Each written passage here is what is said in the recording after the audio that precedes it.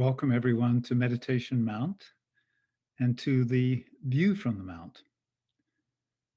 We're gathered from different parts of the world, and so I'd like us to take just a minute to connect so that we stand together as one group as we go through this journey today. So let us go into that place of inner stillness that we find inside the heart. Take a deep breath to be present, and then reach out from our heart to touch the hearts of all those gathered today.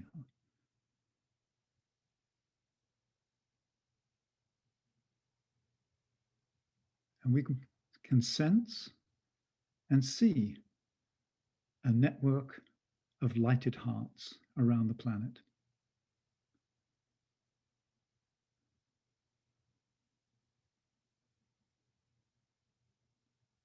Thank you. The theme for today is walking the path of synthesis, and we'll be utilizing the Libran energies to explore how best to take advantage of the creative tension between the two poles without getting entrapped in the prison of polarization. That's the tricky thing. So finding a higher point of synthesis at which to stand and from which to serve is an essential task in a world that is prone to division, particularly if we are to tread the upper middle path together as a human family in our collective journey of evolution. So walking the path of synthesis is learning how to navigate a pathway between the attraction of the pairs of opposites. And as we mentioned, we're still in the influence of the sun sign of Libra, and its motto gives us a hint of how we can proceed. And the motto says, "I choose the way that leads between the two great lines of force."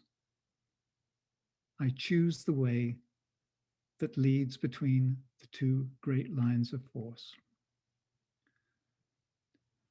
So what is synthesis? One way of looking at synthesis is to say it's a particular state of consciousness in which the component elements and parts are balanced, aligned, and interconnected. It's a state of coherence, partial coherence, because it isn't the whole thing.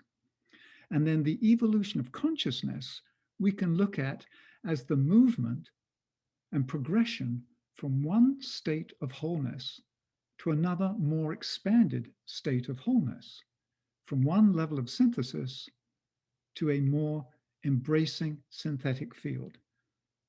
So we create wholeness, and once we've reached that point, we step into the next level of wholeness. So it's a progressive journey into greater states of wholeness. That's one way of looking at synthesis. We should probably start with the big picture, from the universal, and then work our way down to the particular. So let's look at what is said about polarity as a universal fact. So duality in the one life. And I'll read what's on this first image as we view it.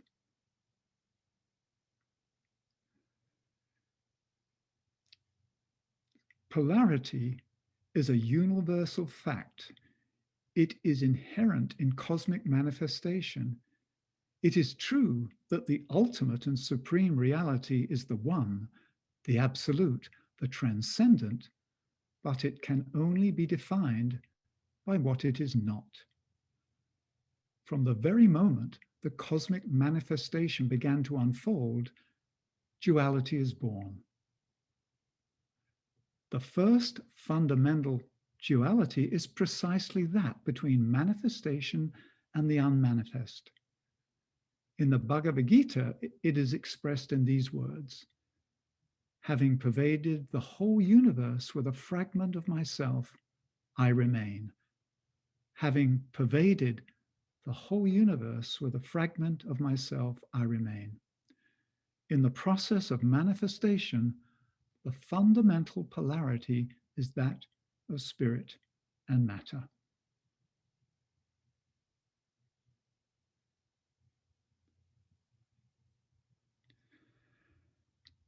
Spirit and matter are not really separate. If you can imagine the oneness, and if you pull oneness apart, and you get this continuum of spirit on the one hand, matter on the other.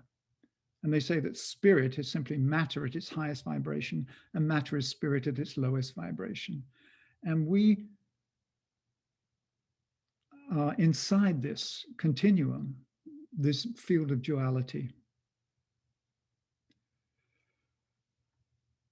In the Agni Yoga teachings, it talks about the dual origin. The origin of the universe is one. However, that oneness has a dual origin. Inside it is both the masculine and feminine poles. It's like what they call the cosmic magnet. So the cosmic magnet is that which generates manifestation. And we, in our own way, are fractals of that cosmic magnet.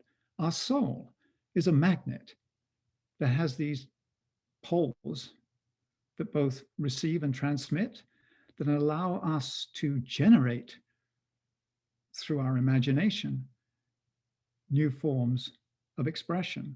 So we are the microcosm. The cosmic magnet is the all-embracing creative force, and yet we are fractals of that, and we have the same power inherent in us.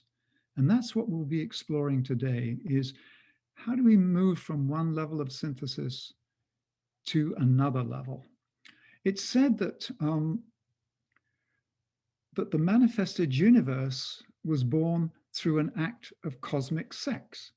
That's what it says in the Ageless Wisdom teachings, which simply means that the consummation of the relationship between the positive and the negative pole in this dual origin between the masculine and the feminine gave birth to the created universe.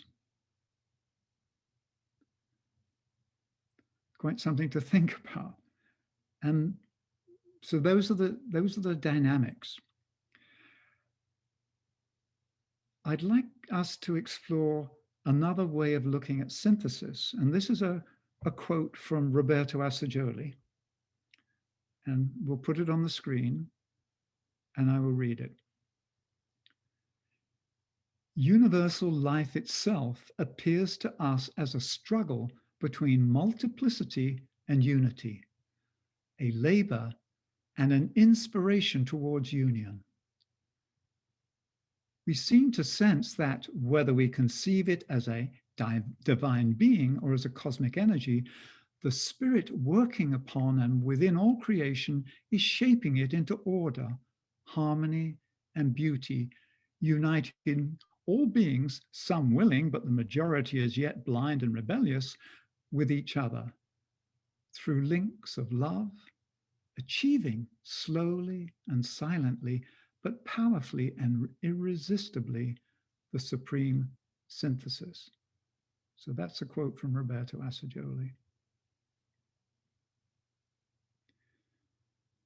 He's basically saying our journey is a journey on the path of synthesis, and that we're here to recreate the original wholeness inside of ourselves so that we can be, in the microcosmic sense, full beings, whole beings.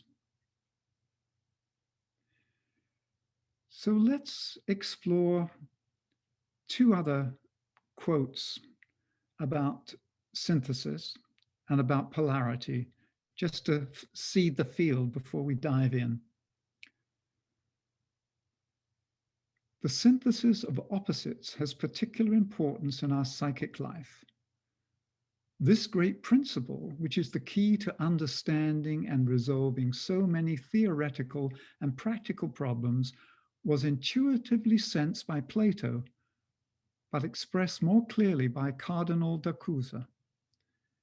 He affirms that unity exists before duality, the synthesis of the opposites before their schism.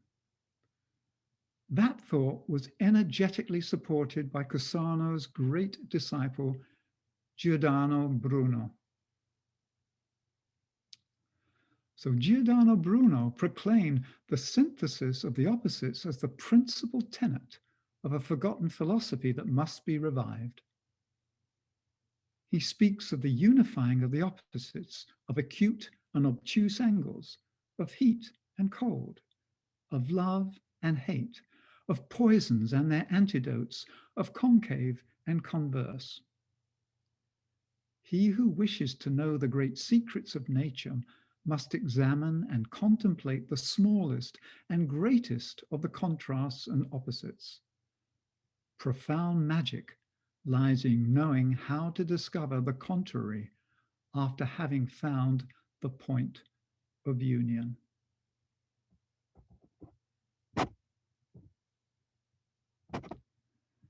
So let's bring this down into something that we can understand.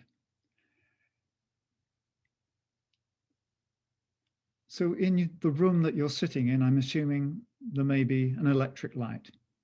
And if you turn the switch on, the light appears. So how did that light come about? Think about it. It's the result of the creative tension between the negative and positive poles that form this differential field.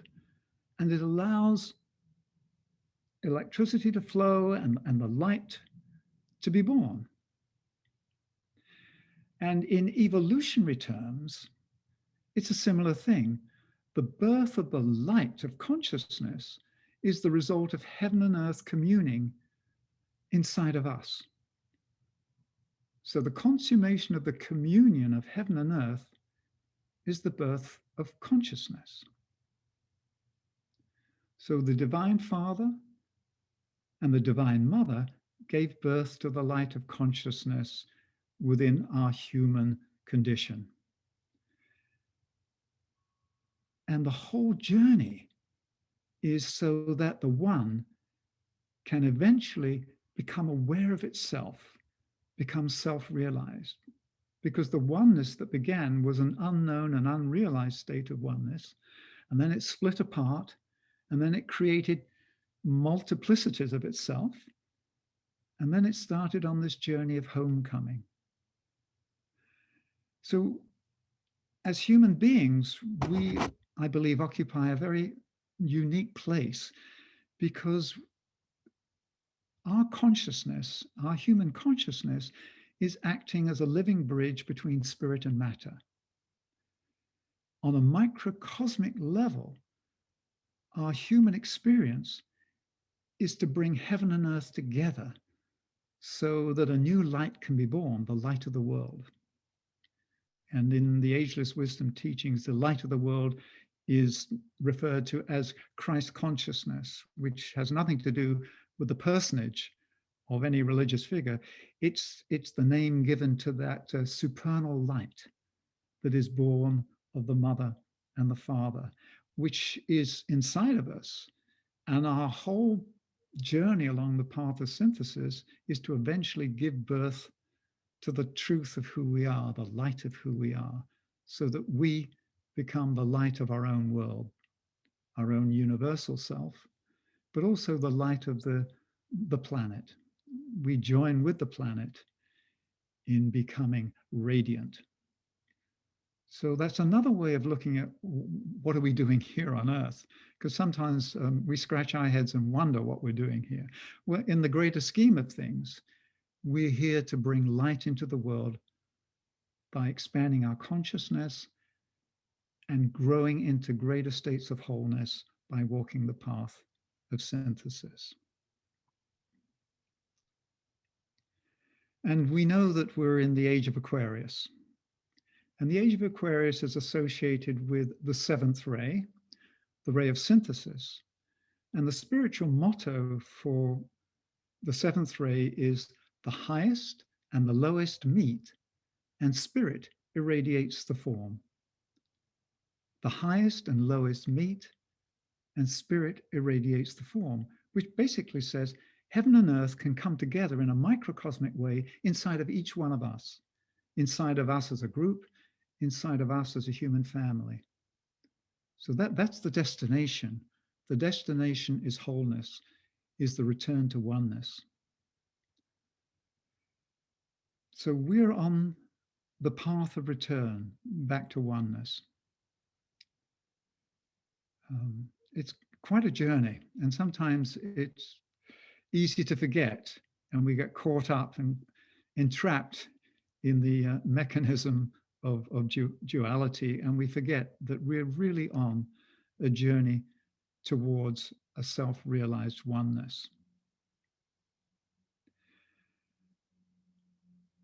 The problem is that in a dualistic world, we tend to forget the unity that lives inside us, and we get stuck in the mechanics of duality.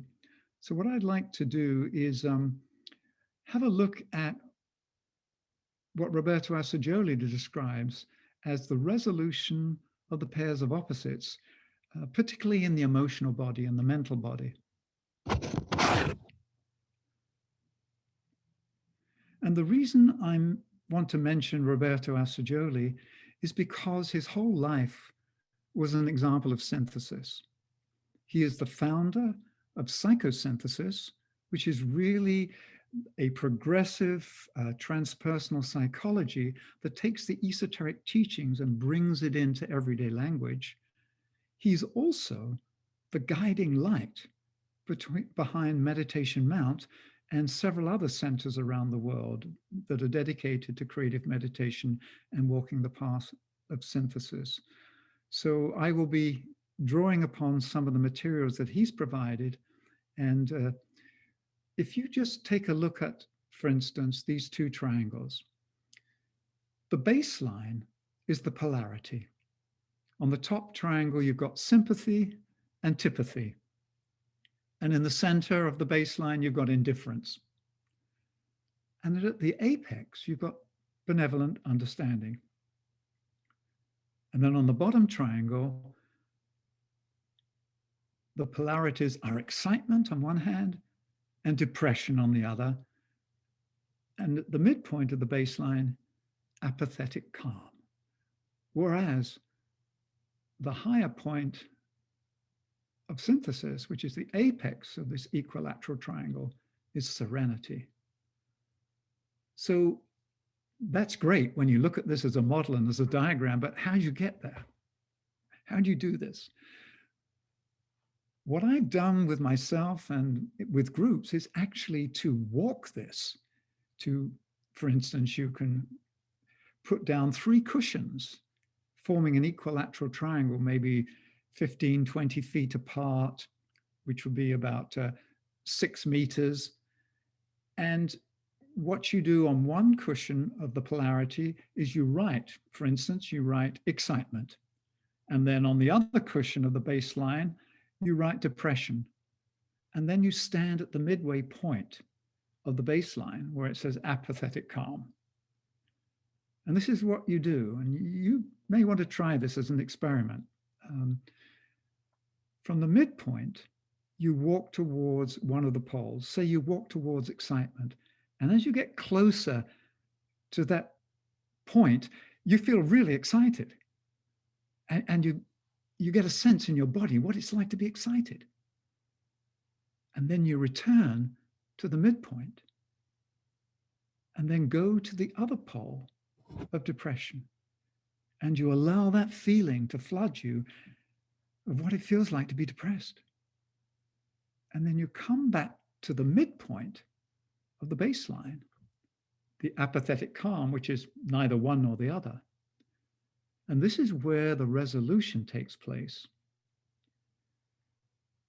You then slowly, very slowly begin to walk, actually physically walk, from the midpoint of the baseline towards the apex. And you carry with you both poles. You carry with you both the excitement and the depression. And these usually are found inside the solar plexus, where the emotional body has its dwelling. But as you move towards the apex, you bring those energies up from the solar plexus into the heart. So when you reach that point of synthesis, the point of serenity, these two poles have converged and they've resolved at this higher point. And when you've reached that higher point, register what it feels like to no longer be pulled between excitement and depression, but to include them both at a higher point inside of serenity. And then sort of save that, click the save button, because that will be your default pattern when things show up. If we don't imprint the higher point of synthesis, when anything happens to us, we'll always swing between excitement and depression, love and fear. Whatever it is, we'll go back and forth. So that's one way of bringing this model alive, by actually walking it.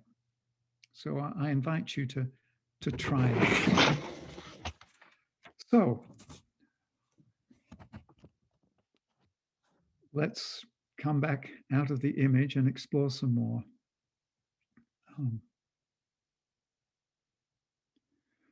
So until the soul has really gotten control of matter and can control the substance of the physical, the emotional, and mental, we're pulled in our personality life, we're pulled hither and thither by the pendulum swing of the polarities. And we swing from one point and we swing on the pendulum to the other one. But what we forget is that the pendulum itself is hanging from a higher fixed point, just as we saw in that triangle. The higher fixed point, the apex of the triangle, is where the pendulum hangs. And then it swings in time and space. And if we are holding on to the bottom of the pendulum, we go between these mood swings, we go between the poles. However, if we are able to stand at the fixed point of synthesis, we're not thrown emotionally, we're not confused mentally, but we're able to embrace the arc that is described by the pendulum without going on this joyride aboard the pendulum. It's like a roller coaster ride. Now, it's not as simple as that. I'm just giving you an example, something to contemplate.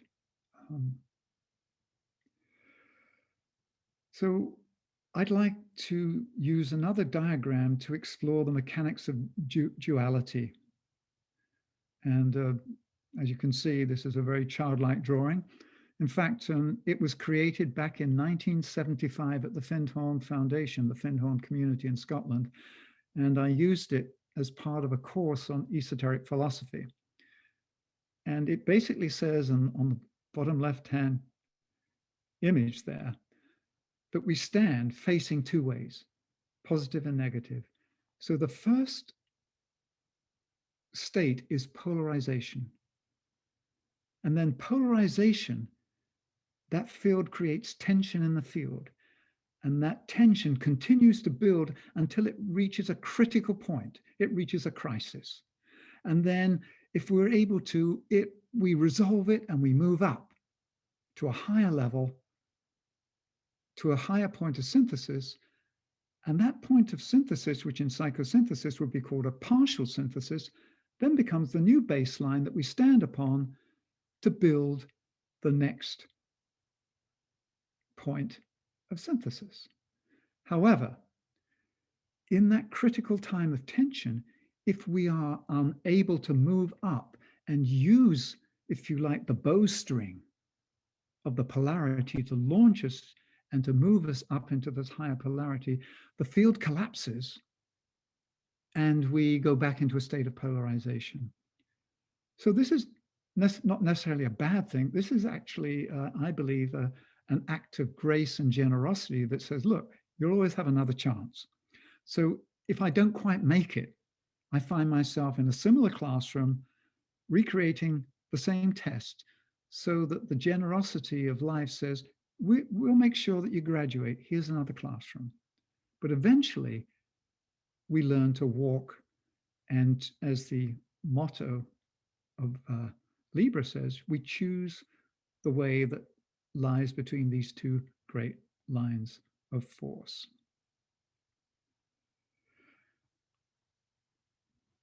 So if you take a look back at the evolution of our planet and look at the story that's told, when spirit needed to enter matter, it needed something to bring it down from a refined level into a dense level. And therefore, what were utilized were called the forces of involution. These were like heavy weights. Imagine a diver wanting to go to the bottom of an ocean, and it puts on lead weights to get to the bottom of the ocean. And that's what we did.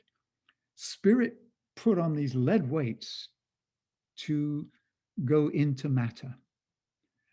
And then inside of matter, we went on our journey of discovery. And we were gathering all the wisdom that we could from our experiences. And then it's time to go back up to the surface, go back home with the treasures we've collected. And therefore, we no longer need the forces of involution that brought spirit into matter. We now need the forces of evolution. So we're now on the path of return. Before, the forces of involution were the path of descent. We are now on the path of ascent, or the path of return, which is why we have to liberate ourselves from matter, or the gravitational pull of matter. And not that matter is bad, but we need to be able to work with matter as substance without being entrapped inside of it. And so if you look at this greater context, you'll understand why it's so important that we now had forces of levity, that we now talk about lifting the spirit. And lifting the spirit is not to escape from Earth. We're not trying to get out of Dodge City. we are really raising Earth to heaven and bringing heaven down to Earth. As I said before, we are this meeting point through our consciousness where wholeness can be recreated inside of us. And wholeness is created by treading the path of synthesis. And so the treasure we're bringing back on this path of return is the gold of wisdom. It's the gold that we've collected. It's not physical gold. It's the gold of the soul, which is the gold of wisdom. And this gold has been fashioned in the furnaces of earthly life through the fire by friction. And fire by friction is when things rub together. You know, if I rub my hands together, if I kept rubbing them, they'd feel hotter and hotter and I'd get blisters.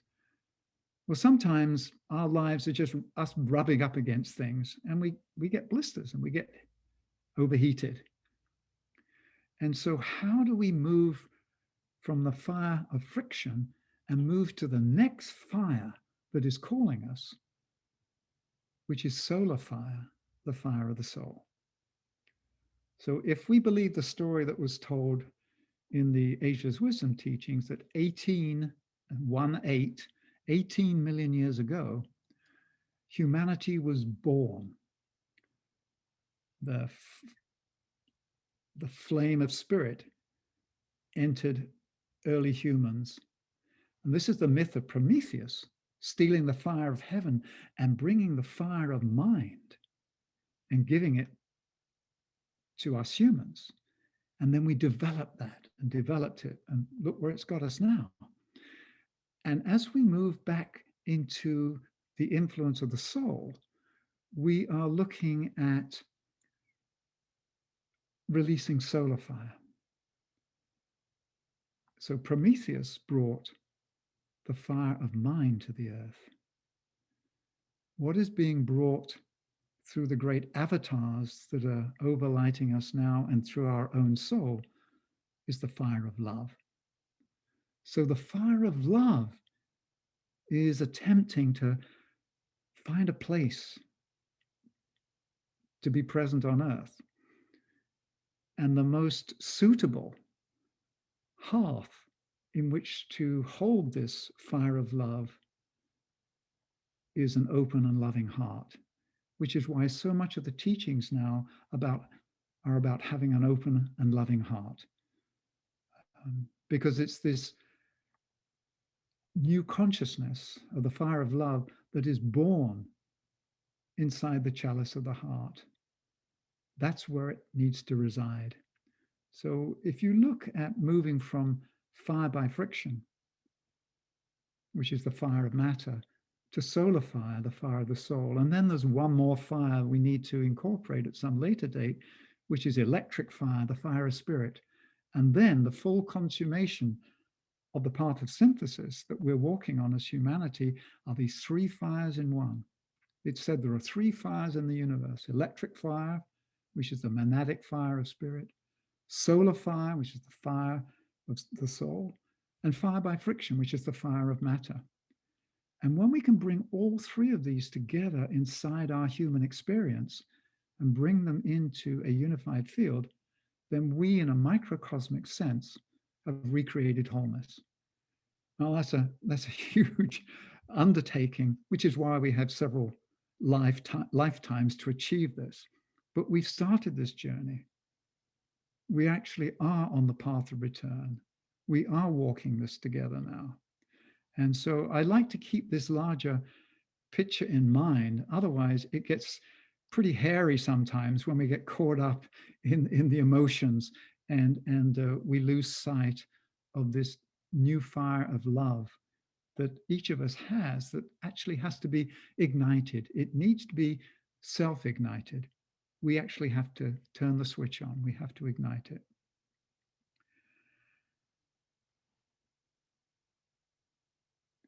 So we're talking about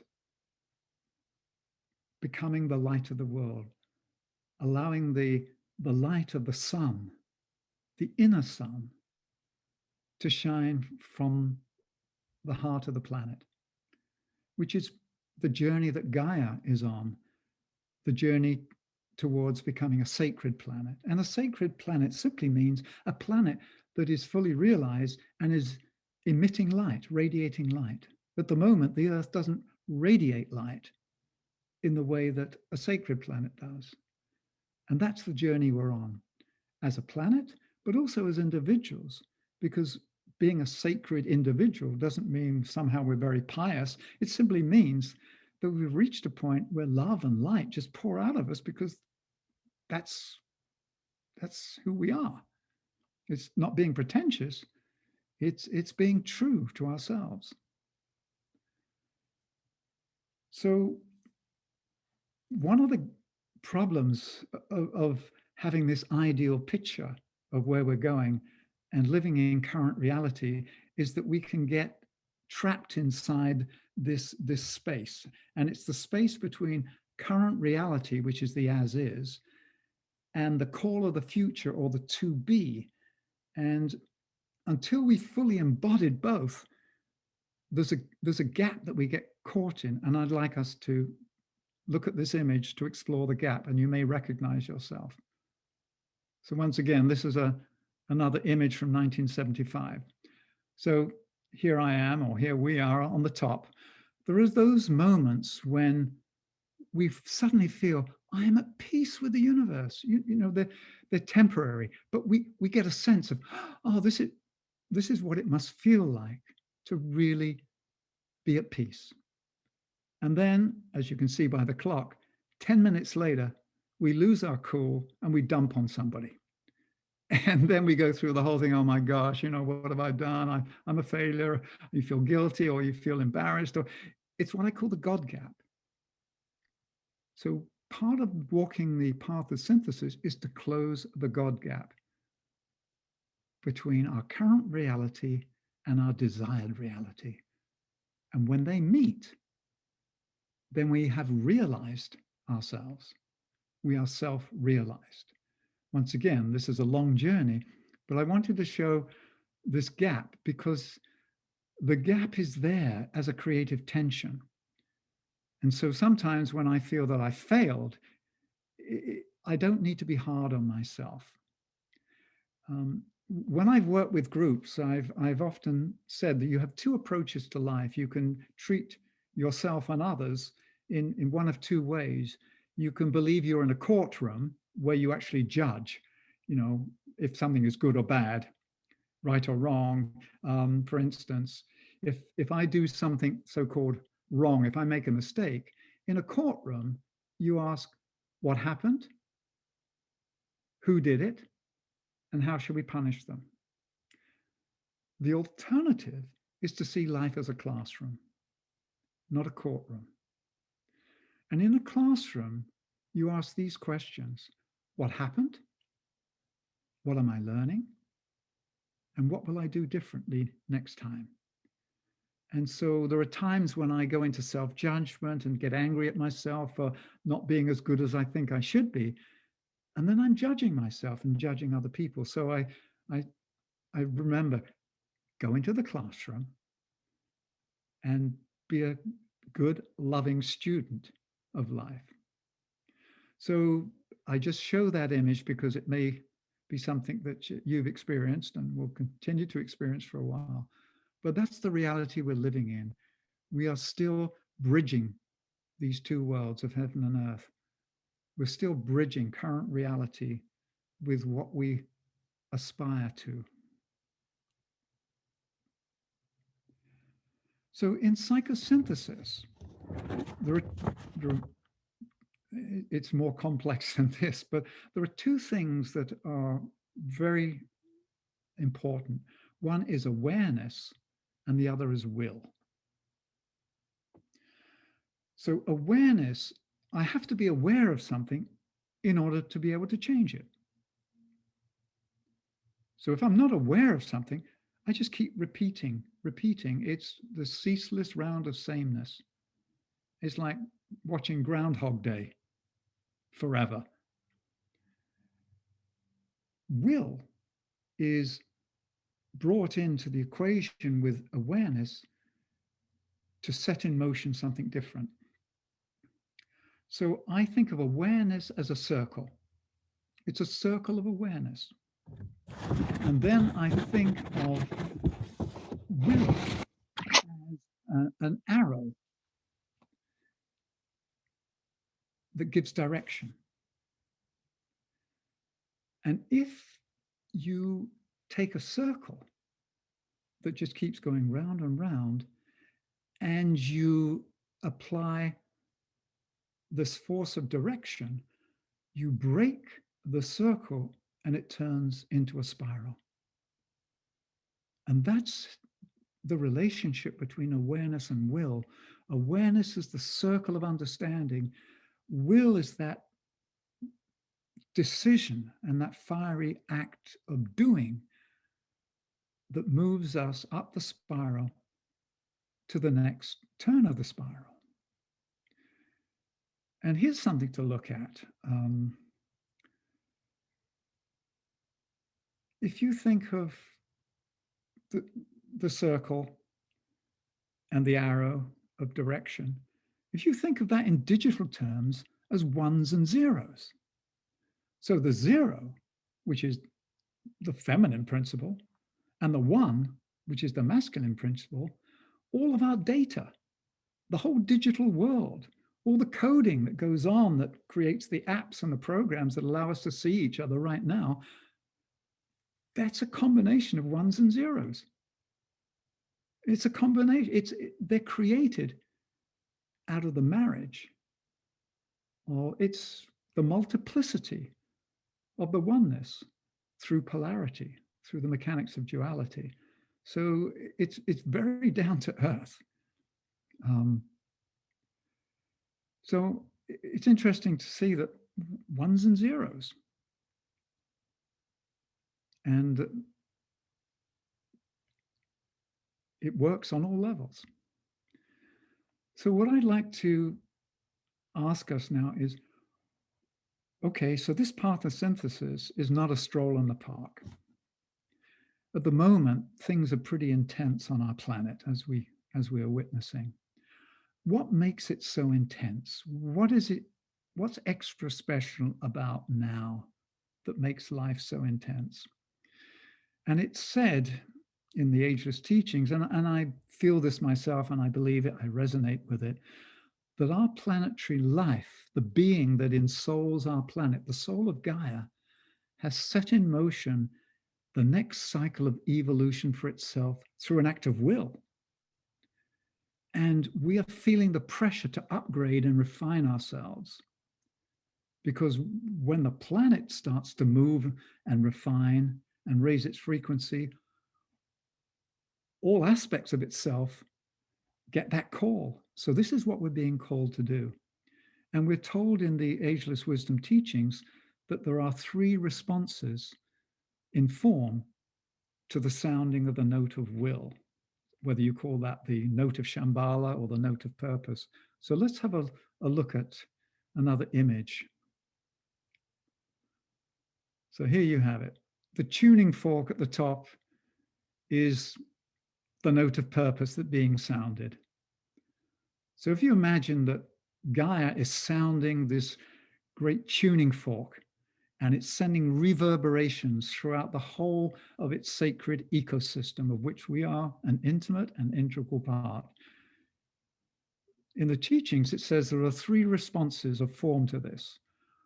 On the far left, you see, if we are in resonance, and if we have a vehicle, and if we are occupying a form that can serve this new note that is still useful, we will find ourselves being strengthened. And the forms that exist are still useful and can continue. The middle is forms that are basically oriented in their intent towards serving a higher purpose, but are not quite in alignment. And this is where we experience a little bit of a shaking, a little bit of purification. And then on the far right, we have those forms that absolutely no longer serve the higher purpose. And so the sounding of this new note of purpose is a destroyer of these old forms. So on the left, you saw that person there being strengthened by the new note of purpose. Forms that can't respond to the new sustaining note eventually fall apart and break apart.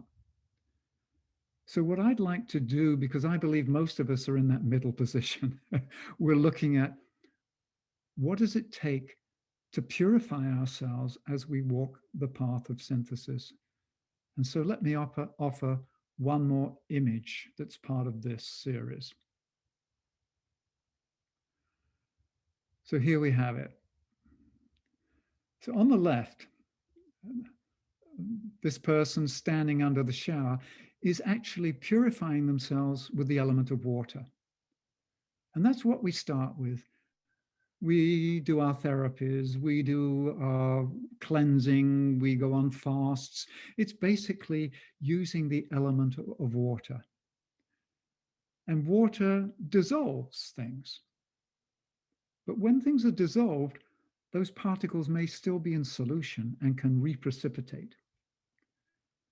On the right, you see purification by fire. And here it says, the fiery prayer that burns a path for spirit to walk. It isn't just prayer. This is the invocation of the element of fire to burn the dross of the personality. It's an alchemical process. And it's very different from standing under a shower of water. A baptism by water is different from a baptism by fire. And the baptism by fire we normally think about is walking the burning ground where we're really tested. But a baptism of fire is also when we're baptized with that fire of love that is seeking to descend and to manifest on earth. So the reason I mention this is because the path of synthesis is a fiery path. And fire, we're told, burns and consumes everything except itself. So in the end, it purifies by removing everything that we're not. As the fire of love, as this solar fire, when we liberate everything else, we remain in this pure form. So that's where we're headed. Once again, it's a long journey, but walking the path of synthesis means constantly purifying ourselves. So let's look at what that means. I've talked about Roberto Assagioli and his work with synthesis. And Roberto talks about individual synthesis, which is what psychosynthesis is there to help us achieve. He talks about group synthesis. He also talks about achieving a synthesis of nations, seeing the various souls of the nations as these many colored threads of our common humanity being woven together to create this glorious tapestry that really expresses the fullness and splendor of the human spirit. So Roberto Assagioli had this vision of the synthesis of all nations, the synthesis of humankind. And just to bring this to a close, I want to say that synthesis is very present on the earth. One of the great avatars or beings that come to overlight the planet and help with the birth of the fire of love is the avatar of synthesis. So we've got a lot of help. We can have all the help in the world, but we have to respond. It's called reciprocal approach.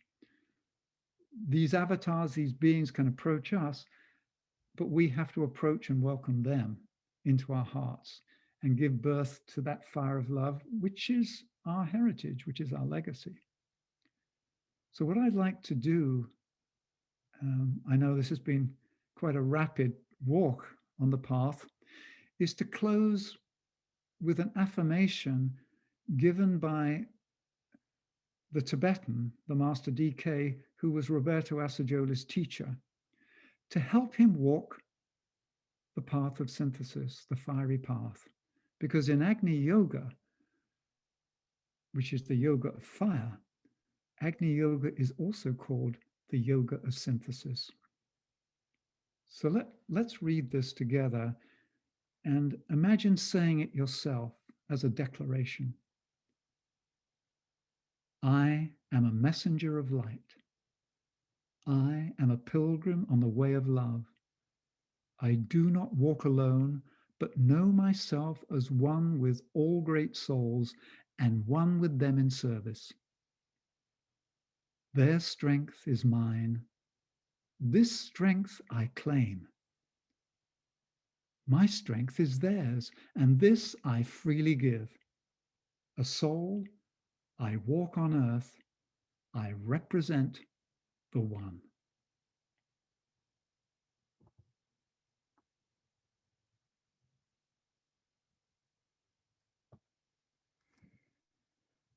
Wow.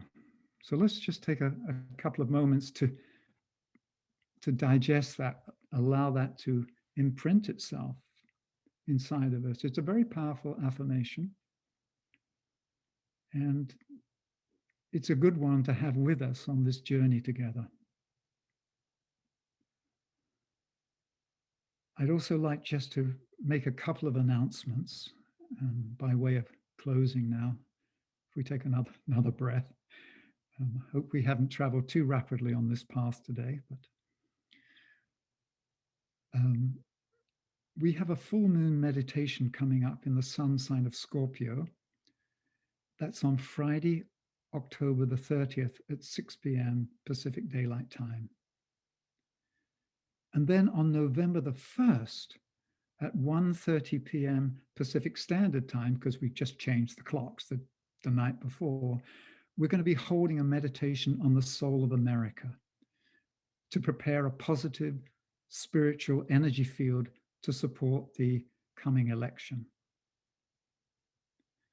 And then in a month's time, on November the 15th at 6 p.m. Pacific Standard Time will be the next view from the Mount, when we will explore the labor of Hercules in the sign of Scorpio, which is how do we overcome the Hydra, the nine-headed Hydra, also called the serpent of desire. So that is also a continuation of what it means to walk this path of synthesis, to confront the serpent of desire. All good fun along the way. Anyway, I hope our time together has kindled something inside of you and ignited a joy of life, and that we're able to both be joyful as we step into the future together, but also be totally compassionate for all the suffering that's going on as the old forms break apart and people stand in confusion. So let's complete our time together by taking the energy that we've generated together as a group, and let's just send it out to our world and visualize this energy of synthesis infusing our human family, helping us rise out of the polarity of separation and illusion of our separateness, to reach that point where we know that we're one family expressing diversity.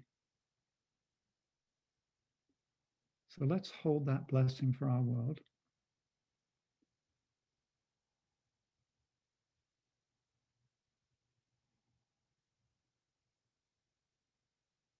And let's support each other as we walk this path of synthesis together in the coming months and years and lifetimes.